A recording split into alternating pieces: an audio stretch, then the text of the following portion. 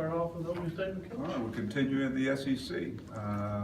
Not off to the start that we want to, but at the same time, there's a lot of basketball to be played, and I really believe this team will continue to get better. Playing against the Mizzou team that's probably is trying to get wins just like we are, and we've got to be able to defend the home court. They won a big game at A&M, and of course with Kunzo's team, they're gonna come in, they're gonna get after it defensively and rebound the basketball with Tillman inside. The Geist kid is playing better. Whereas our team, we need to get into, we need to play a total good game. That's what I'm looking for our guys. I think we've been trying to win just with offense. You can't just win with offense in our league. It's got to be a defensive effort as well. And so we've got to continue to get better in a lot of different areas. I think taking care of the basketball is going to be one of them. We've got to take care of the basketball. We've got to be able to defend. We talked about getting off to a good start, and we started the game off right off the game with the turnover. And you can't do that, especially on the road. But I look for our guys to come out and play with a much greater sense of urgency.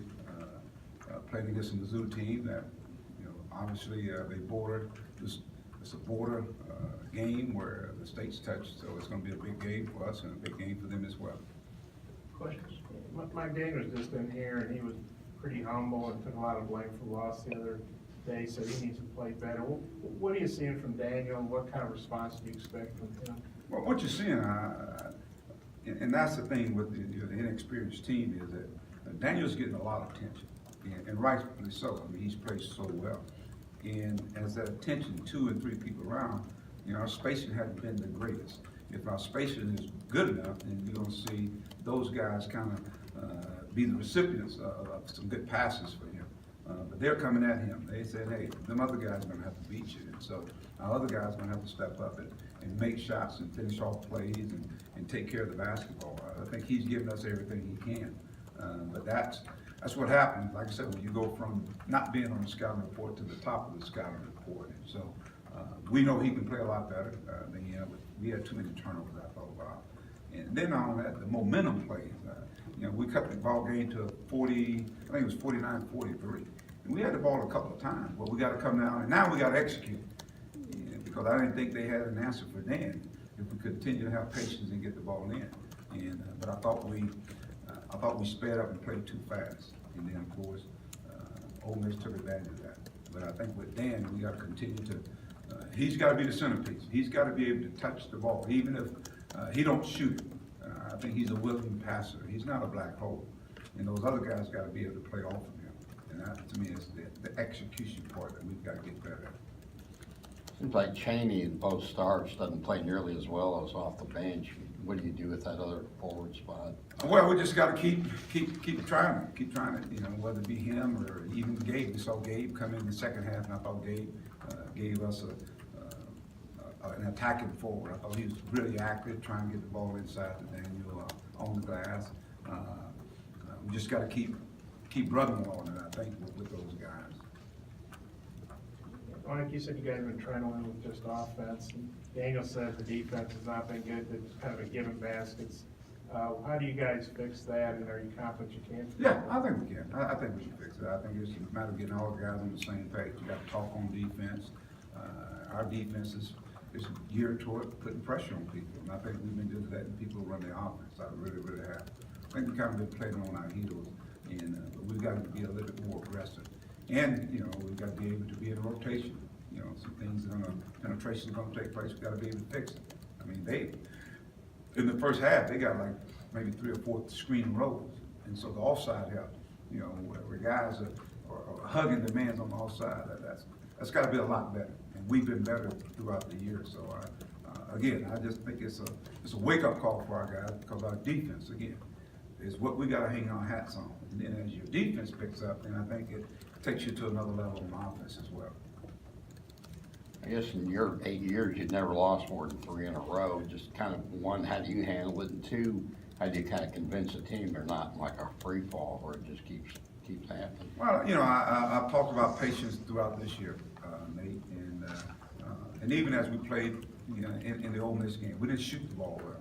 And then, of course, now it just trickles down into your defensive side. I think there's some things that we're doing well. The bright spot in that game, we look at Keyshawn Emory coming off the bench. I thought he gave us some quality minutes. I thought Gabe gave us some really good minutes. And so now, if you get some of those guys that are starting off to playing at the level they're capable of playing, I think we see Isaiah is really starting to. I think he's starting to play with that pop that you got to play with. And I think that's even with our team. We got to play with a little more pop, a little more energy. I think that's got to be. We're an energy team, and once that energy is injected from a defensive standpoint, then we're in attacking mode offensively as well. You know, Mike, you got a young team, but you're an experienced coach. How about you actually had a 4-game losing streak at UAB? You guys went to the NCAA tournament your first year at Mizzou. You had a 4-game losing streak. I did? Yeah. You, Oh, I didn't know that. Saw that. And you guys won 18 games. You didn't go to the NIT or whatever, but you still won 18 games. So, how can an experienced coach like yourself help navigate a young team through a rough patch like I this? think you don't panic. I think that's the biggest key. You don't panic. If they don't see you panic, they're going to be okay. I think what we do works, and we've seen that, early on. Now we just got to be able to put it together here, and like we did, some good winning will take care of it. But I think get in the gym, continue to work, and continue to believe in each other. I think one thing about these guys continue to believe in one another, and we've been together. We're becoming a team, and there's a learning curve. You're not going to see Mason Jones go 1 for 10. I mean, he was 1 for 10, and that's one of our leading scorers in conference play.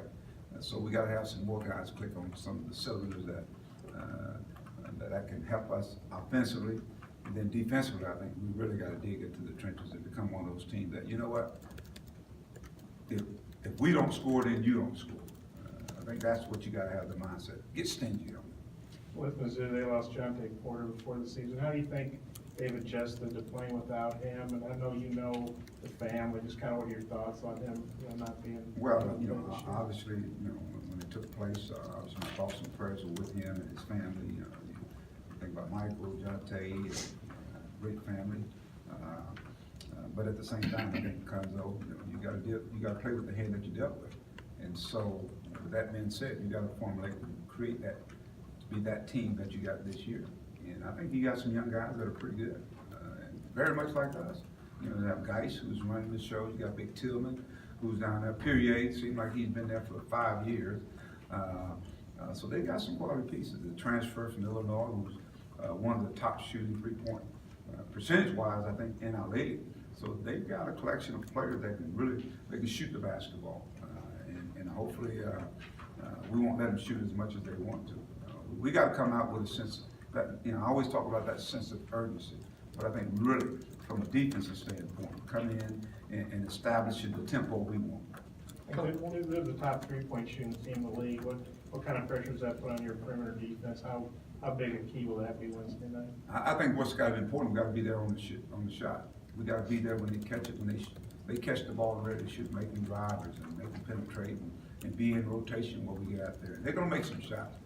But at the same time, I'd like to see us, even as they make those shots, us get down the floor, get the tempo going to our liking, where it's up and down the floor, and utilize our bench. And Daniel was somebody trying to be more of a vocal leader. How important can that be with a young team? Where you talked the other day about the confidence being kind of shattered. How can a guy like Daniel help his teammates regain their confidence? Well, I think that's important. I mean, we had a function this morning. It was good to see them out there with the kids. Martin Luther King celebration over at the hype, the Dreamers. I think it's called Dreamers, and our guys they all were there, and it's amazing how them just being in that setting and just bonding, making it a great event for the kids that are there. And the guy that spearheaded most of it was Daniel out there on the floor. So I've seen him grown. Daniel's he's a young, and when you talk about it in basketball terms, but just to see him step up and try to be that vocal leader, I think that says a lot about our team, and I think that's going to be important. The leadership, and that leadership's got to take place out there on the floor. Obviously, there's a lot of pressure playing college basketball. How good is it to have the guys maybe hang out with some kids that aren't worried about, who made a shot or had a turnover, and just kind of be around, kids that they just appreciate being around the guys and kind of childlike joy or whatever you I want. think it was cool. I'm looking at the guys out there on the floor, you know, taking pictures with them. And these are kids in our area that don't get a chance to bond with our guys. Out there shooting basket, can you imagine Daniel blocking your shot or you scoring on? I mean, I saw a couple of kids trying to dunk on Daniel, so they got a big kick out of that. So it was kind of neat to get away from it, you know, the day-to-day grind. But now we get ready to go to the grind. Okay, I hope Dana didn't block two either, so that's quite the